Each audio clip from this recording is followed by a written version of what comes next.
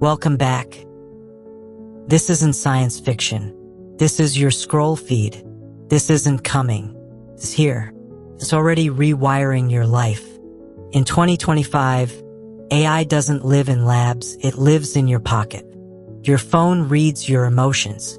Your smartwatch tracks your heartbeat and predicts your stress. Your apps know what you'll type before your thoughts even form. AI systems write news, diagnose diseases, automate courtrooms, and even deliver sermons. Better than some humans. Do you know, 84% of global enterprises now rely on AI. One AI model passed the US medical exam without a single human teacher. Another drafted European laws without understanding right. AI creates art, plans cities, and writes children's books, all in seconds. We're not moving toward an AI future. We're already living inside it. But as the world marvels at machine learning, something deeper stirs. Can a 2,000-year-old Bible still guide us in a world governed by algorithms? The answer is not just yes. It's urgent. It's vital. It's eternal. Because this isn't just about innovation. It's about identity. Not just about intelligence, but integrity.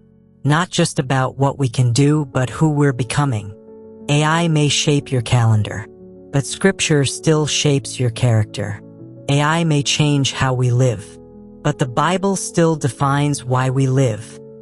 This is more than tech talk. This is a spiritual emergency. You are not just part of the audience. You are at the center of the battle between wisdom and wires, soul and circuit, eternal truth and artificial truth. In the beginning, knowledge wasn't forbidden. Pride was. Before the first byte of code, before silicon chips and neural networks, there was a garden. And in that garden, God did not outlaw knowledge. He outlawed prideful disobedience. To be made in His image means we are hardwired with divine curiosity and the creative spark of heaven. AI is not anti-God. It is a byproduct of our God-given potential. But the danger isn't in the code. It's in the intent. Ever learning and never able to come to the knowledge of the truth. You see, AI can learn faster than any human, processing petabytes of data in seconds. But it can't weep with those who weep, can't pray, can't love, forgive, or sacrifice. AI can mimic empathy, but it cannot feel. Can replicate a face, but not a soul. It can generate language, but not truth.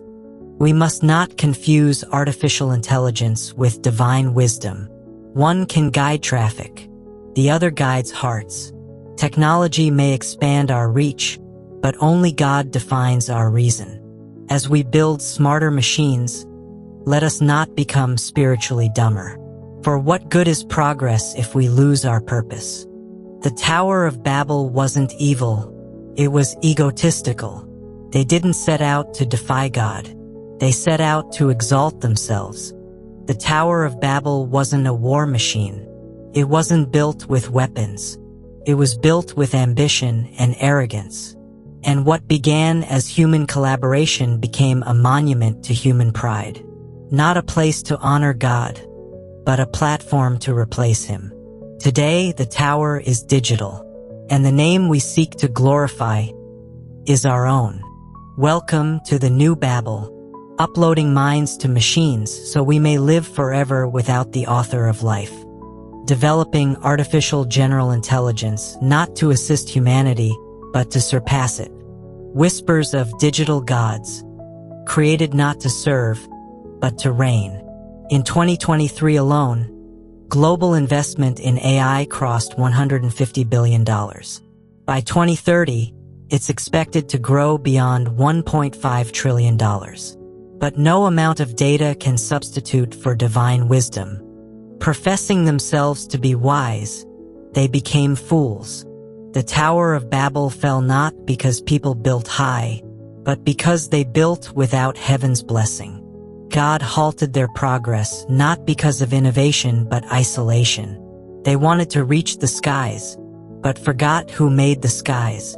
Likewise, the danger in AI isn't silicon or code. It's the spirit of self-exaltation behind it. Not AI, but I, the center of pride. We dream of machines that never die, but ignore the one who conquered death. We code logic into circuits, but reject the source of all truth. The threat isn't that we create something smarter. It's that we believe we are smarter than our creator. Technology is a tool, but pride, that's the virus that has crashed civilizations since Eden. The danger is not in the code. The danger is in the heart that writes it. The Bible isn't anti-technology. It's anti-pride. Some believe that faith and technology must stand on opposite sides of history, that the Bible is a relic of the past, and innovation belongs to the future. But that couldn't be further from the truth. From Genesis to Revelation, God repeatedly partnered with craftsmanship, tools, systems, and strategy to fulfill divine missions. Bezalel, an artist and engineer handpicked by God, was filled with the Holy Spirit, not to preach, but to build. He forged tools. He carved beauty. He shaped sacred objects for the tabernacle. His creativity wasn't just permitted, it was anointed. Solomon, he didn't build the temple with bare hands. He employed high-level architecture, logistics, and international trade. The construction of God's house was a marvel of ancient engineering. Paul harnessed every technological advantage of his time. Roman roads, postal systems, ships, scrolls, to carry the gospel across continents. And Jesus, his message traveled the ancient world long before social media existed. Copied by scribes, whispered through crowds, and preserved in scrolls that outlived empires. All things are lawful, but not all things are beneficial. Technology becomes dangerous not when it is created, but when it is worshipped. In God's hands, even AI becomes holy. AI can analyze data patterns to identify and disrupt child trafficking networks. AI voice assistants can give the gift of speech to the voiceless, helping those with disabilities communicate with the world. AI tools can detect early signs of depression, opening doors for mental health support and even saving lives. AI can translate the Bible into thousands of languages in minutes, reaching unreached people groups who have never heard the gospel. We must stop asking, is this technology good or evil? And instead ask, whose hands is it in? A hammer can build a house, or break it. A smartphone can spread gossip, or the gospel. The question has never been about the tool. It's always been about the heart that wields it. In an age of algorithms and automation, a haunting question emerges. Can machines sin? The answer reveals not just the limits of AI, but the depth of what it means to be human.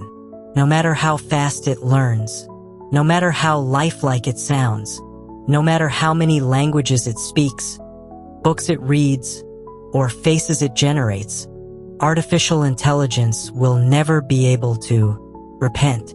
Repentance isn't just recognizing wrong. It's a soul-deep sorrow, a turning of the heart. Machines don't have hearts. They don't feel grief. They don't fall on their knees. AI can simulate humility, but it can never say, "Forgive me."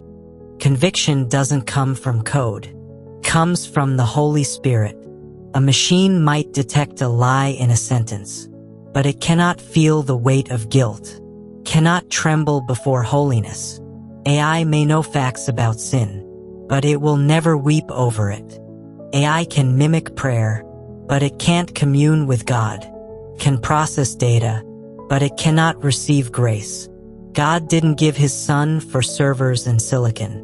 He died for sinners, for you, for me. No GPT model will stand before the throne, but you will. One day, the smartest machine will shut down. Not your IQ, not your code, not your resume. Don't let a world obsessed with artificial minds distract you from the eternal state of your heart.